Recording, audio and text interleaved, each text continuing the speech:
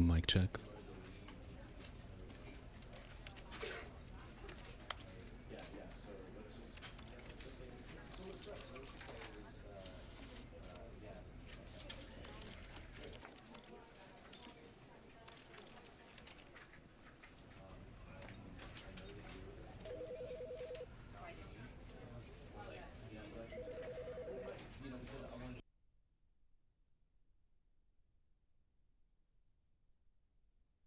This is the story of a man named Stanley. Stanley worked for a company in a big building where he was employee number 427. Employee number 427's job was simple. He sat at his desk in room 427 and he pushed buttons on a keyboard. Orders came to him through a monitor on his desk, telling him what buttons to push, how long to push them, and in what order. This is what employee 427 did every day of every month of every year. And although others might have considered it soul-rending, Stanley relished every moment that the orders came in, as though he had been made exactly for this job. And Stanley was happy. And then one day, something very peculiar happened. Something that would forever change Stanley. Something he would never quite forget. He had been at his desk for nearly an hour when he realized that not one single order had arrived on the monitor for him to follow. No one had showed up to give him instructions, call a meeting, or even say hi. Never in all his years at the company had this happened, this complete isolation. Something was very clearly wrong. Shocked, frozen solid, Stanley found himself unable to move for the longest time. But as he came to his wits and regained his senses, he got up from his desk and stepped out of his office.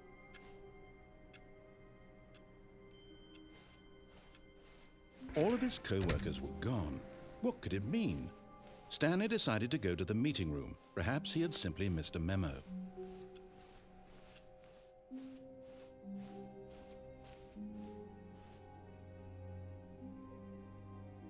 Alright, sales are down. When Stanley came to a set of 2 open doors, he entered the door on his left.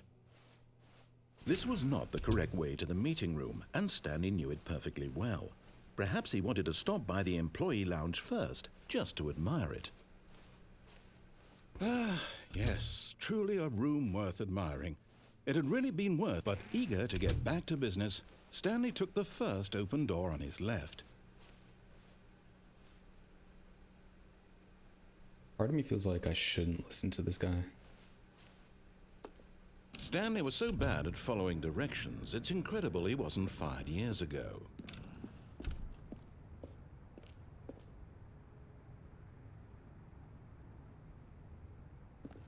Wait.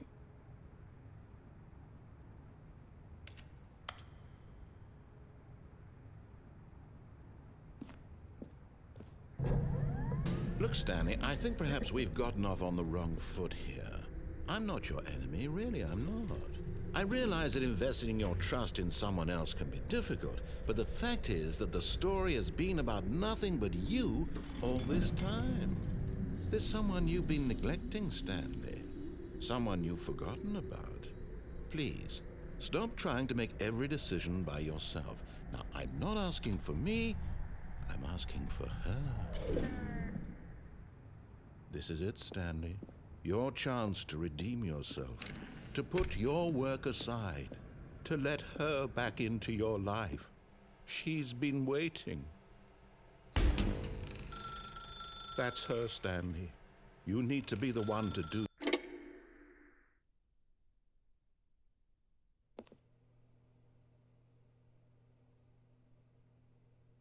Oh, Stanley, is that you?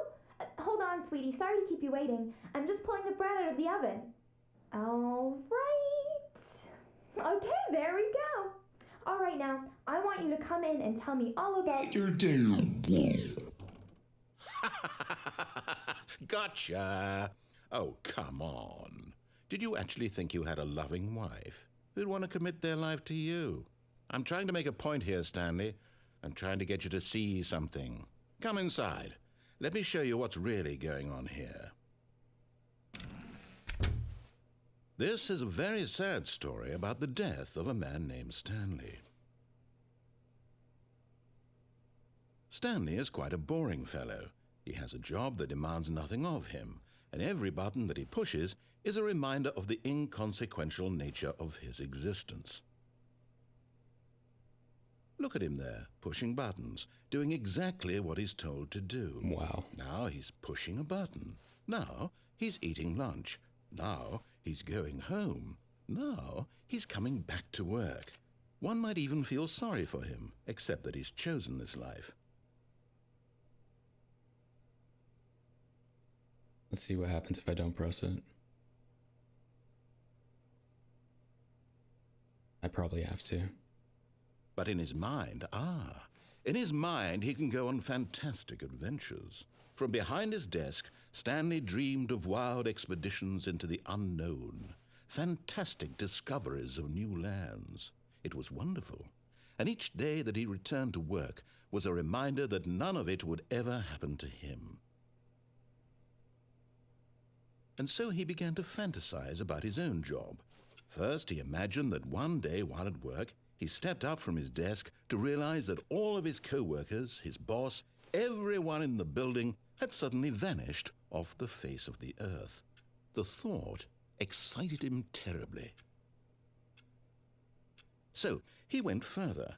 He imagined that he came to 2 open doors and that he could go through either. At last, choice. It barely even mattered what lay behind each door. The mere thought that his decisions would mean something was almost too wonderful to behold. As he wandered through this fantasy world, he began to fill it with many possible paths and destinations. Down one path lay an enormous round room with monitors and mind controls. And down another was a yellow line that weaved in many directions. And down another was a game with a baby. And he called it the Stanley Parable. It was such a wonderful fantasy, and so in his head he relived it again, and then again, and again, over and over, wishing beyond hope that it would never end, that he might always feel this free. Surely there's an answer down some new path, mustn't there be? Perhaps if he played just one more time. But there is no answer. How could there possibly be? In reality, all he's doing is pushing the same buttons he always has. Nothing has changed. The longer he spends here, the more invested he gets, the more he forgets which life is the real one. And I'm trying to tell him this, that in this world he can never be anything but an observer, that as long as he remains here, he's slowly killing himself. But he won't listen to me. He won't stop. Here, watch this. Stanley, the next time the screen asks you to push a button, do not do it. You see? Can he just not hear me? I did it. How can I tell him in a way that he'll understand that every second he remains here, he's electing to kill himself?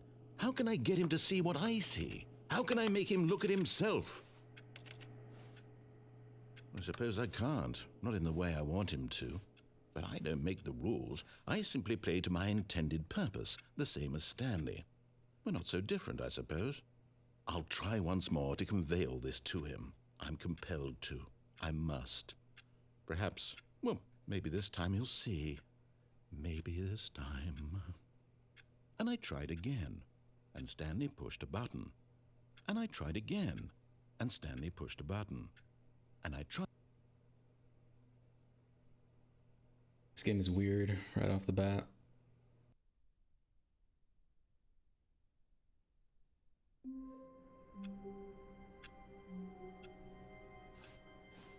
All of his co-workers were gone.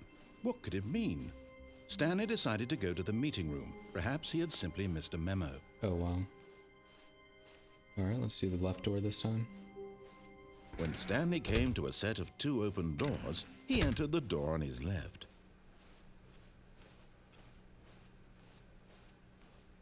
Yet there was not a single person here either. Feeling a wave of disbelief, Stanley decided to go up to his boss's office, hoping he might find an answer there.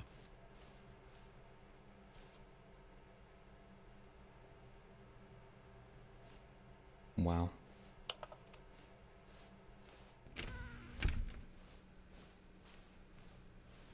Coming to a staircase, Stanley walked upstairs to his boss's office. I'm getting real backroom vibes here.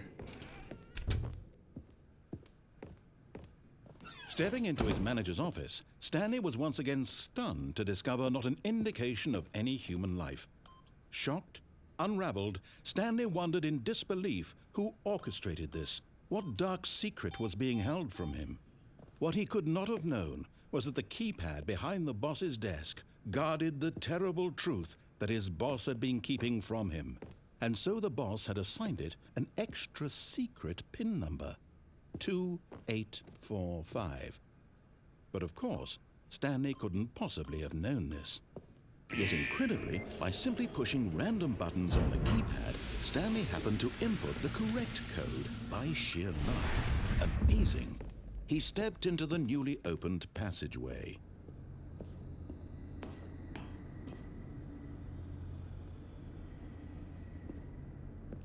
Am I gonna fall?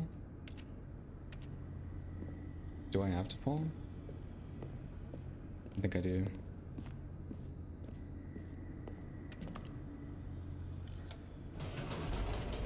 I guess I just didn't see the floor there.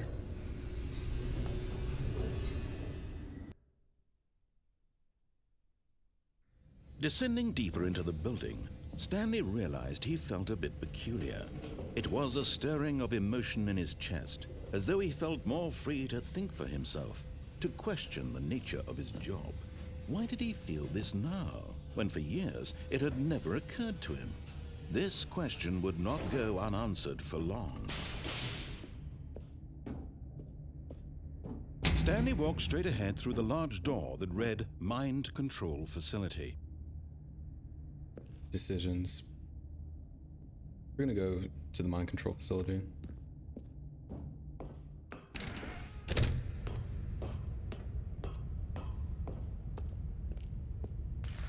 The lights rose on an enormous room packed with television screens. Oh my What god. horrible secret did this place hold? It's kinda Stanley dope, thought to though. himself. Did he have the strength to find out?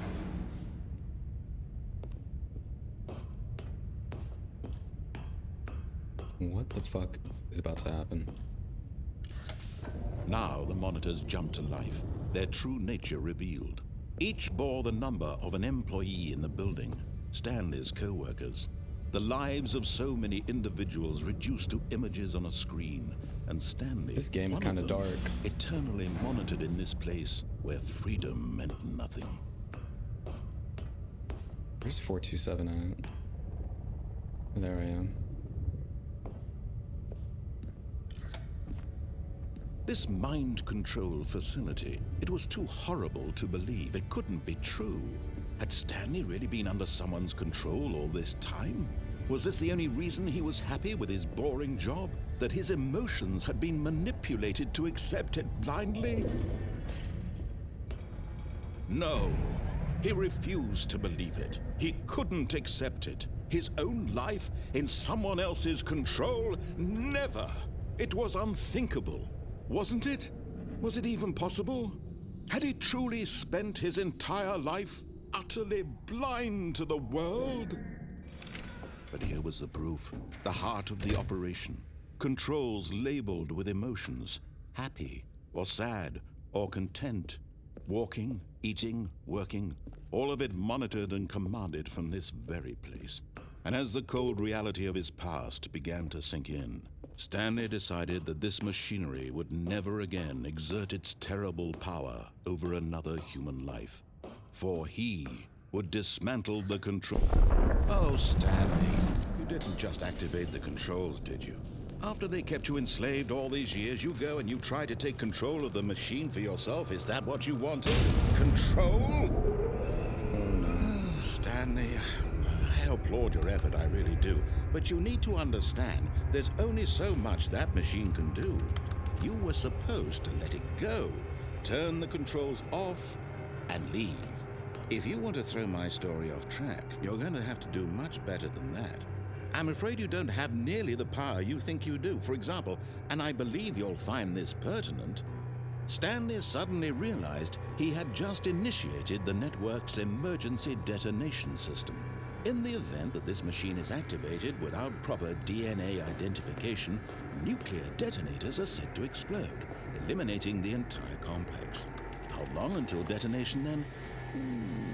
Let's say, 2 minutes.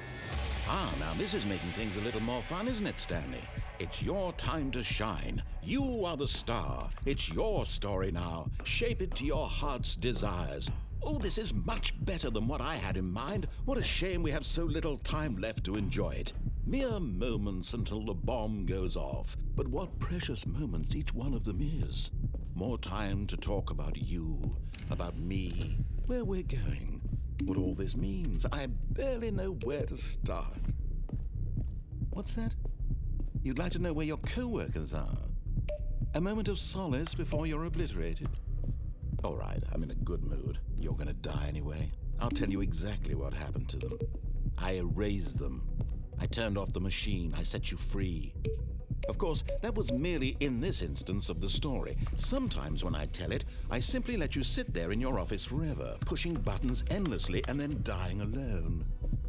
Other times, I let the office sink into the ground, swallowing everyone inside, or I let it burn to a crisp. I have to say this, though, this version of events has been rather amusing. Watching you try to make sense of everything and take back the control wrested away from you, it's quite rich. I almost hate to see it go. But I'm sure whatever I come up with on the next go-around will be even better. My goodness, only 34 seconds left. But I'm enjoying this so much. You know what? To hell with it. I'm going to put some extra time on the clock, why not? Thank you. These are precious additional seconds, Stanley. Time doesn't grow on trees. Oh dear me, what's the matter, Stanley? Is it that you have no idea where you're going or what you're supposed to be doing right now? That's exactly Or did you it. just assume when you saw that timer that something in this room was capable of turning it off? I mean, look at you. Running from button to button, screen to screen, clicking on every little thing in this room. These numbered buttons, no, these colored ones. Or maybe this big red button, or this door. Everything, anything, something here will This save game is me. crazy. Why would you think that, Stanley? That this video game can be beaten? Won? Solved? Do you have any idea what your purpose in this place is? Stanley, you're in for quite a disappointment. But here's a spoiler for you. That timer isn't a catalyst to keep the action moving along. It's just seconds ticking away to your death. You're only still playing instead of watching a cutscene because I want to watch you for every moment that you're powerless. To see you made humble. This is not a challenge. It's a tragedy. You wanted to control this world, that's fine. But I'm going to destroy it first, so you can't. Take a look at the clock, Stanley. That's 30 seconds you have left to struggle. 30 seconds until a big boom and then nothing. No ending here, just you being blown to pieces. Will you cling desperately to your frail life? Or will you let it go peacefully? Another choice. Make it count. Or don't. It's all the same to me, all a part of the joke. And believe me, I will be laughing at every second of your inevitable life from the moment we fade in until the moment I say, happily ever after.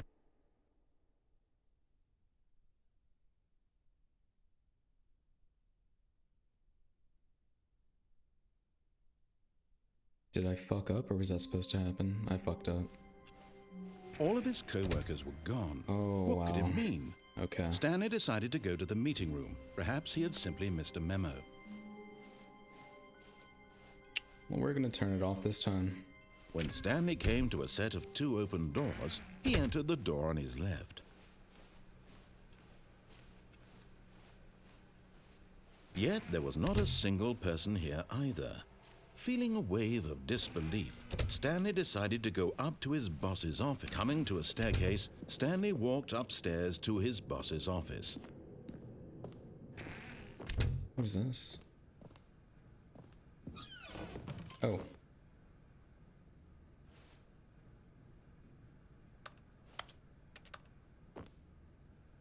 Okay, interesting.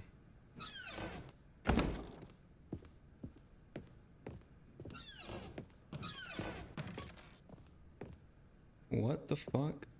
Business strategy. This game is giving me too much control.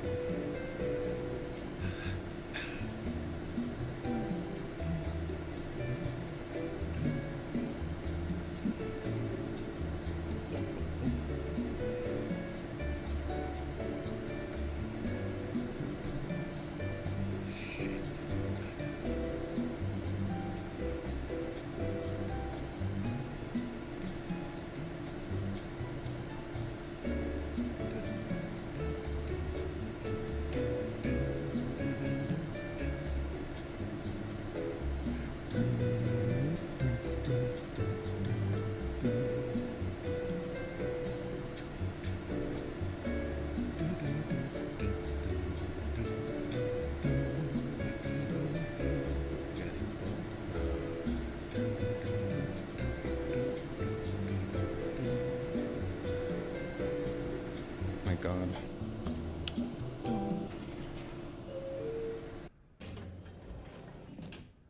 Wow.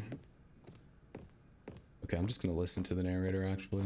Stepping into his manager's office, Stanley was once again stunned to discover not an indication of any human life. What could it mean? Stanley wondered aloud to nobody. He began wildly tearing through papers on the boss's desk, pulling books off the shelf, looking behind paintings, desperate for clues to his situation. But his attention was caught by a keypad behind the boss's desk. What could its purpose be? In fact, this keypad guarded the terrible secret that lay buried below his feet. And so the boss had assigned it an extra secret PIN number, 2845. But of course, Stanley couldn't, yet incredibly, by simply pushing random buttons on the keypad, Stanley happened to input the correct code by sheer luck. Amazing. He stepped into the newly opened passageway.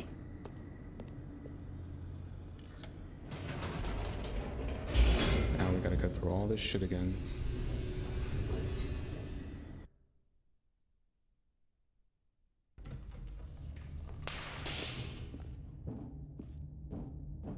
Stanley walked straight ahead through the large door that read Mind Control Facility.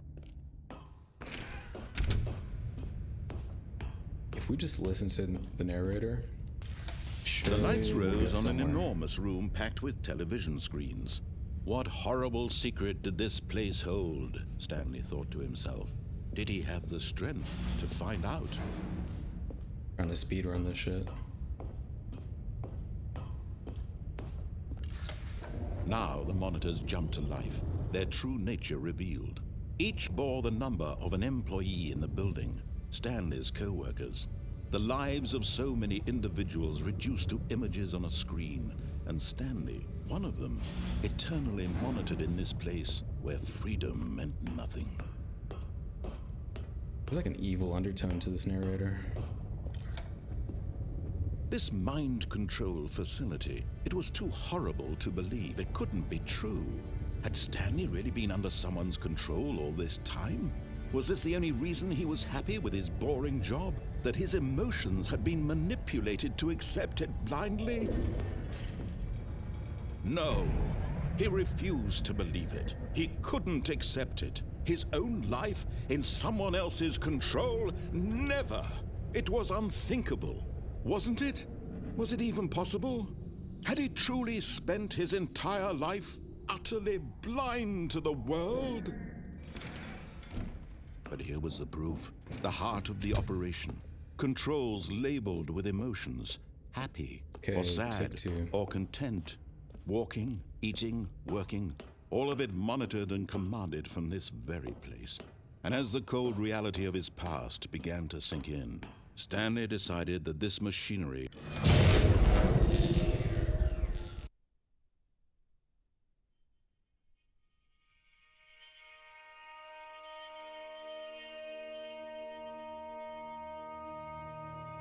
blackness and a rising chill of uncertainty.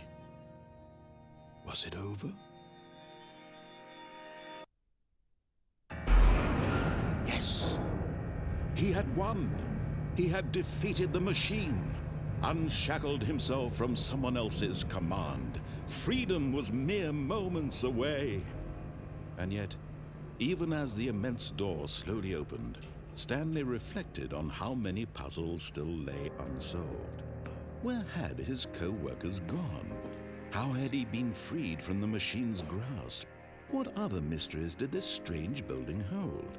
But as sunlight streamed into the chamber, he realized none of this mattered to him, for it was not knowledge or even power that he had been seeking, but happiness.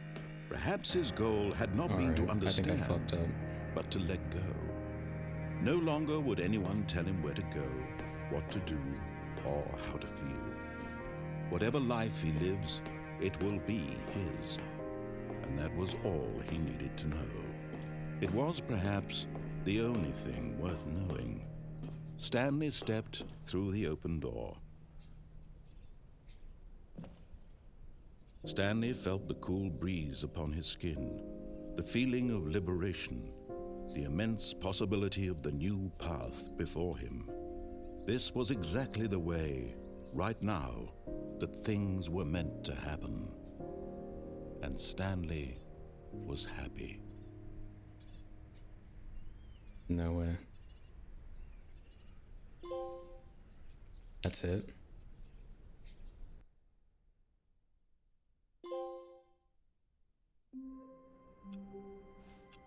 I see. All of his co-workers were gone. I see. What Alright, could it I'm ending mean? this. I'm done with Stanley this shit. decided to go to the meeting room. Perhaps he had simply missed a memo.